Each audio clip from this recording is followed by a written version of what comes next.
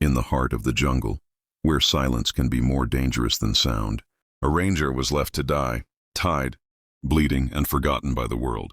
But just when all hope was lost, an unexpected savior appeared. Not a fellow ranger, not a villager, but a starving stray dog. What that dog did next didn't just save a man's life. It changed an entire forest forever. Ranger Daniel was bound tightly against an ancient tree, ropes biting deep into his skin. His wrists throbbed with pain. His uniform was torn from the morning's ambush, and his boots were caked with mud. Shafts of sunlight pierced through the canopy in golden streaks. But the air below was heavy, hot, and suffocating. Insects hummed like a single endless note, and the shadows clung stubbornly to the roots around him. Every inch of his body told the story of a man betrayed by the wilderness he had vowed to protect. He had been ambushed at dawn by men who feared his watchful eyes. Illegal loggers who wanted silence, not witnesses. To them, Daniel was an obstacle, a thorn in their path of greed. And so, tied like prey to an ancient tree, he had been left behind as a warning to anyone who might dare to resist them. For hours he fought, pulling at the ropes until his arms turned numb. His throat was raw from shouting, his cries answered only by the endless buzz of insects. Despair crept in like a slow tide. If no one came, if nothing changed, the jungle itself might finish him before nightfall. But then through the drone of cicadas a sound came, low at first, then sharper, a bark. Daniel's eyes flew open, heart pounding against his chest. His gaze searched the ferns that grew thick and wild at the forest floor. There, between shadow and sunlight, a shape emerged, ribs jutting beneath patchy fur, eyes sharp, cautious, and intelligent. A stray, the kind of dog that roamed the edges of villages, living on scraps and silence, surviving on instincts honed by rejection. The animal lingered at a distance, pacing, ears pricked as though measuring danger. Daniel's lips cracked into the faintest whisper. "Come here." The words broke like brittle glass from his throat.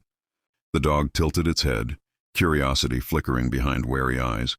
Step by cautious step, it drew nearer, nose twitching as it caught the heavy scent of sweat, rope, and blood. Daniel leaned forward as much as his bindings allowed. "Help me," he begged, voice trembling. He had no reason to believe the dog could understand. Yet in his desperation, he spoke as though to a friend. The dog circled once, then again, then stopped where the coarse fibers of rope met Daniel's wrists. Its nose brushed the strands, testing. And then, as though a decision had been made, it began to gnaw. Daniel froze. Could it be real? Teeth worked furiously, tugging fibers apart, strand by stubborn strand. Each snap sent a shiver of hope through him. Hours of despair began to crack, light seeping through. At one point, the dog pulled back, panting, ribs heaving, tongue lolling. Daniel's heart sank. Was it leaving? Instead, the stray threw back its head and barked. Loud and urgent, a sound that echoed through. The trees far stronger than Daniel's own weakened cries had ever carried. Birds startled into the air, scattering leaves in their flight. Somewhere, perhaps, another ranger might hear. But the dog did not wait for help. It returned to the ropes, gnawing, twisting, relentless in its effort. Daniel clenched his jaw, trying to will numb fingers to move, to push against the cords that were finally beginning to loosen. His muscles screamed, but he did not stop. Then, sudden release. The last knot gave way. His arms fell free. For a moment, Daniel just gasped, cradling his aching wrists, disbelief flooding him. The dog stepped back, tail low, uncertain. Slowly, Daniel knelt before it, reaching out with trembling hands. You saved me." The dog flinched but did not run. And then at last its head pressed against his palm. Warm, alive. Together they stumbled through the undergrowth. Daniel leaning heavily on branches, the dog trotting ahead, always glancing back as though guiding him. By dusk, the ranger outpost came into sight. Fellow rangers rushed forward, eyes wide with shock at Daniel's state. He told them everything, and about the ambush, the cruelty of the loggers. But what stayed strongest in his voice was not the danger. It was the courage of the stray who had refused to leave him bound. In the days that followed, the nameless wanderer lingered near the outpost. Daniel offered scraps of food, bowls of water, and patience. Slowly, suspicion gave way to trust. The stray, once hardened by rejection, began to rest near Daniel's cabin. Ears always alert, eyes always watchful. Daniel gave her a name, Hope, and hope, as though understanding, never left his side again. But the story did not end with rescue. It was only the beginning. Daniel's return to the forest was not simply a matter of duty. He had always believed the land carried its own spirit, and that those who guarded it carried a responsibility greater than themselves. That morning, when he had entered the jungle, it was not on patrol alone. Rumors had spread, whispers of machines at night, of axes ringing where none should. For weeks, Daniel had investigated signs of illegal activity: freshly cut stumps, tire tracks pressed into soft soil, smoke rising where no fires belonged. That day, he followed those signs deeper than before. Too deep, until the loggers found him first. And yet, though he had nearly lost his life, Daniel knew retreat was not an option. The forest had no voice but his. And now, strangely, it had another, a four-legged ally who had chosen him in his darkest hour. Hope proved her worth almost immediately. When the rangers set out days later to track the loggers' path, Hope darted ahead, nose to the ground. She sniffed out trails no human eyes could follow. A snapped twig here, a faint oil scent there. She barked at hidden snares left for wildlife, saving more than one ranger from injury. The men began to see her not as a stray, but as one of their own. Nights at the outpost changed too. Once, silence weighed heavy, broken only by the rustle of leaves. Now, Hope lay by the fire, ears twitching at the smallest sound, warning them of movement long before it reached their camp. Daniel often wondered why she had stayed, why a dog hardened by hunger and stones had chosen him. He realized the answer one quiet evening when she rested her head on his lap. He had offered her nothing but kindness, and sometimes kindness was all it took to change a life. Weeks passed. The loggers grew bolder. Daniel knew a confrontation was inevitable, but this time he would not be caught off guard. One moonless night, Hope woke him with a low growl. Daniel rose silently, following her through the shadows. In a clearing not far beyond their patrol line, lights flickered.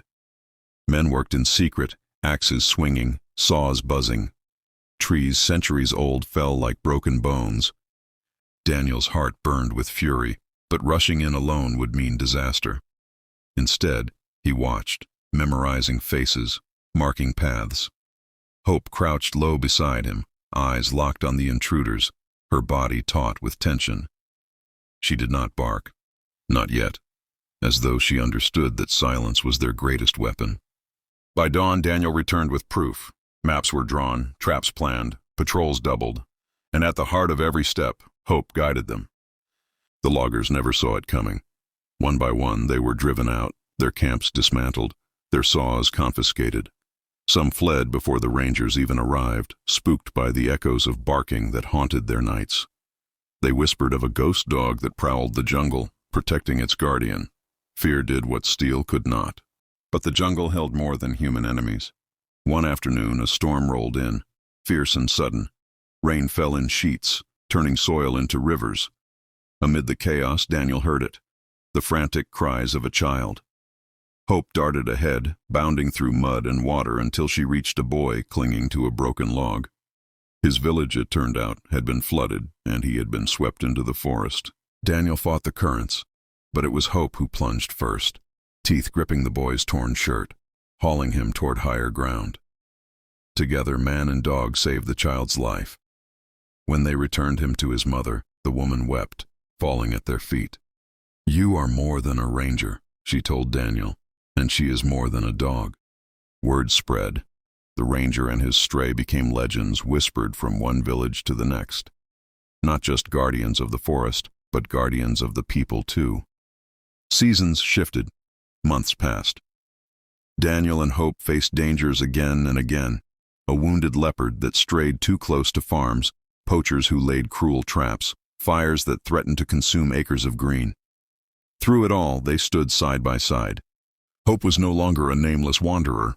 She was the heart of the forest's defense, the spirit that turned fear into courage. And for Daniel, she was more than a companion. She was family. Years later, when people spoke of those days, they did not tell the story of the ropes or the cruelty of loggers alone. They told of the stray dog who had once lived on scraps and suspicion, who chose, against all instincts of survival, to answer a man's plea. They told of a bond not born of ownership, but of rescue. A ranger saved by a stray who found a home not within fences, but within loyalty freely given. And for those who listened, the lesson was always clear. Kindness needs no bloodline, and salvation often comes from the least expected heart.